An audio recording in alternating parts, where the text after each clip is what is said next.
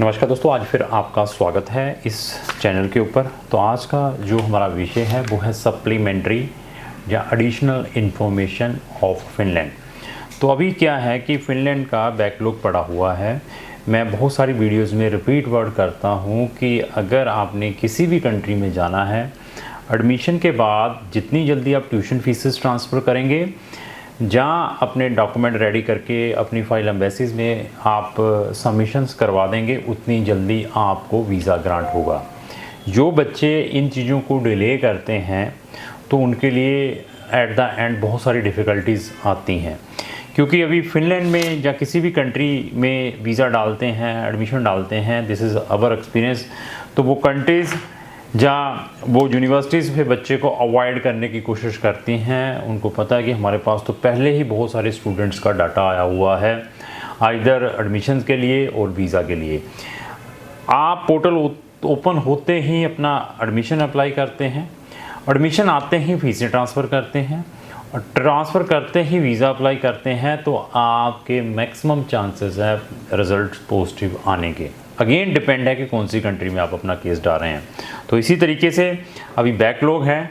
जिन बच्चों ने अगस्त 2024 के इनटेक में फ़िनलैंड में जा रहे हैं या जाना है, उनकी फ़ाइलें लेट सबमिट हुई हैं BFS में या एम्बेसी दिल्ली के अंदर, तो उनमें ऐसे जो एडिशनल जो डॉक्यूमेंटों की रिक्वायरमेंट, सप्लीमेंट्री डॉक्यूमेंटों की एडिशनल रिक्वायरमेंट बार बार की जा रही हैं, अगर मैं उन बच्चों के साथ कंपेयर करूं जिन्होंने इन टाइम सबमिशंस करवाई हैं।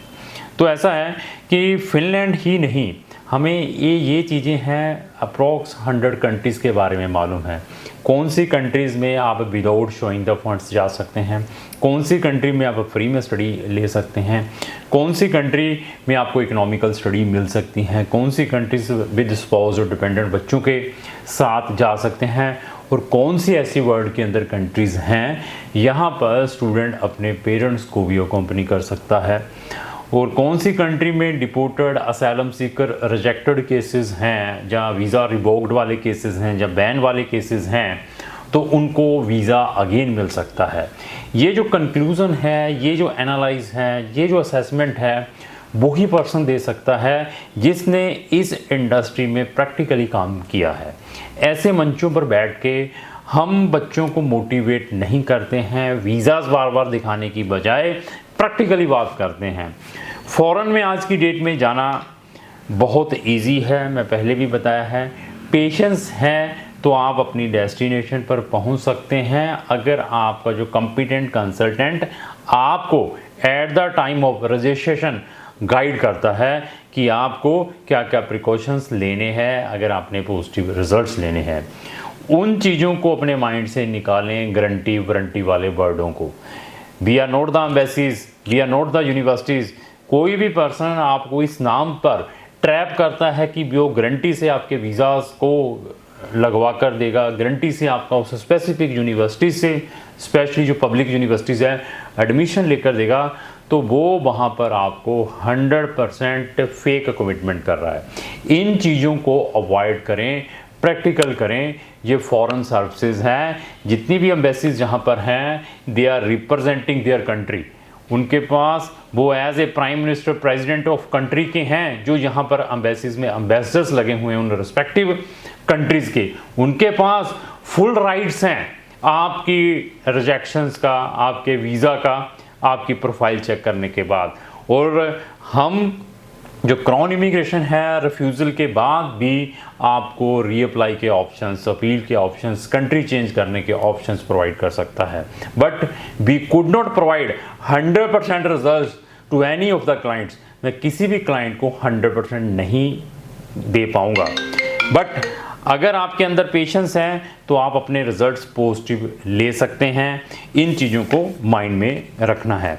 तो अगर आपके मिग्री से या फिनिश एजेंसी से सप्लीमेंट्रीज आए हुए हैं, आपको कोई एडिशनल डॉक्यूमेंटों की उन्होंने रिक्वायरमेंट की हैं, उन डॉक्यूमेंटों को किस वे से प्रेजेंट करना है, we have that type of expertise. अभी जब आप इंटरव्यू में जाते हैं, जब फाइल सबमिशंस के लिए जाते हैं, वहाँ पर आपने क्या स्टेटमेंट देनी है जब आपकी इंटरव्यू होती है स्पेसिफिकली अबाउट योर फंडिंग के ऊपर, उस स्टेटमेंट को आपने अपने एडिशनल डॉक्यूमेंटों के साथ कैसे कोरिलेट करना है, दैट इज़ वेरी इंपॉर्टेंट।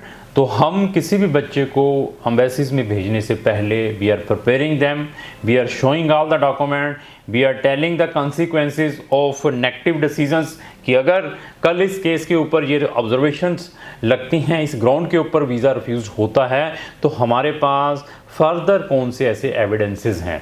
ये सारी की सारी हम चीज़ें चेक करते हैं। कौन सी कंट्रीज़ बहुत स्पेसिफिक है टुवर्ड्स द फंड्स, वो फंड्स में आपसे क्या क्या पूछ सकती हैं।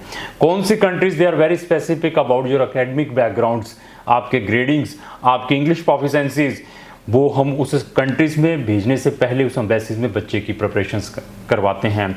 कौन सी countries they are very specific about the gap of study, ये सारी की सारी चीज़ें हम देखते हैं। इसी तरीके से जब वहाँ से एडिशनल डॉक्यूमेंट, एडिशनल इंफॉर्मेशंस की रिक्वायरमेंट की जाती है, तो we are guiding the students. तो बहुत सारे बच्चे अपने जो फंड्स हैं थ्रू डिफरेंट लोन्स के थ्रू अरेंज करवाते हैं।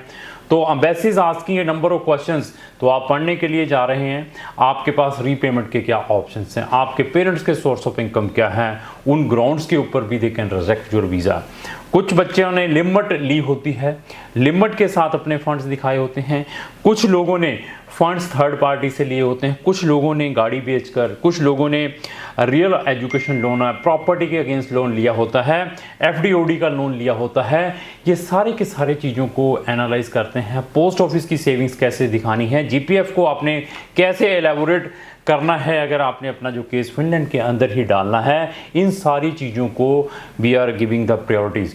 आपके पास किसी एंट्री की जस्टिफिकेशंस नहीं हैं, जो आपके फंड्स आपके बैंक में ट्रांसफ़र हुए हैं, तो उसकी जस्टिफिकेशंस के लिए आपको कौन से ऐसे डॉक्यूमेंट्री एविडेंसेस लगाने हैं, इट इज़ अगेन डिपेंड कि आपके पास वो डॉक्यूमेंट कैसे होने चाहिए। आप फार्मर हैं, आप एग्रीकल्चरिस्ट हैं, आपने गोल्ड सेल किया है, कौन सा ऐसा एग्रीमेंट होना चाहिए जो फिनिश माइग्रेशन एजेंसी है without challenging straight for give the visa after getting the additional डॉक्यूमेंटों की रिक्वायरमेंट जहाँ आपकी रिप्लाई।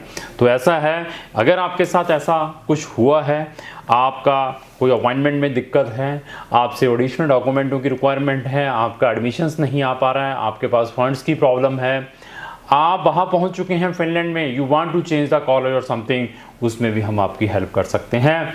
बट फॉरेन की लाइफ बहुत टफ है, आइदर वो फिनलैंड है या कोई भी कंट्री है, जॉब्स की बहुत ज़्यादा डिफ़िकल्टीज़ हैं, जाते किसी भी स्टूडेंट को कुछ नहीं मिल पाएगा। अगर आपके पास साल 2-2 साल के खाने पीने रहने के एक्सपेंसेस हैं, फीसेस पे कर सकते हैं, देन थिंक आइदर फिनलैंड या अनदर कंट्रीज़। लोगों के अंदर भेड़ चाल वाली जो चीज़ है वो ज़्यादा है, इंस्टेड ऑफ वो प्रैक्टिकली कम सोचते हैं। तो फिनलैंड से रिलेटेड स्पेशली सप्लीमेंट्री जहाँ आपका मिग्री से कोई एडिशनल इन्फॉर्मेशन मांगी है, उसमें आप कोई हमसे असिस्टेंस चाहते हैं तो विदाउट हेजिटेशन हमें संपर्क कर सकते हैं। तो लास्ट में मेरी यही रिक्वेस्ट है कि अगर आपको जो मेरी वीडियो चलेगी उसको लाइक एंड शेयर करना ना भूलें। Thank you.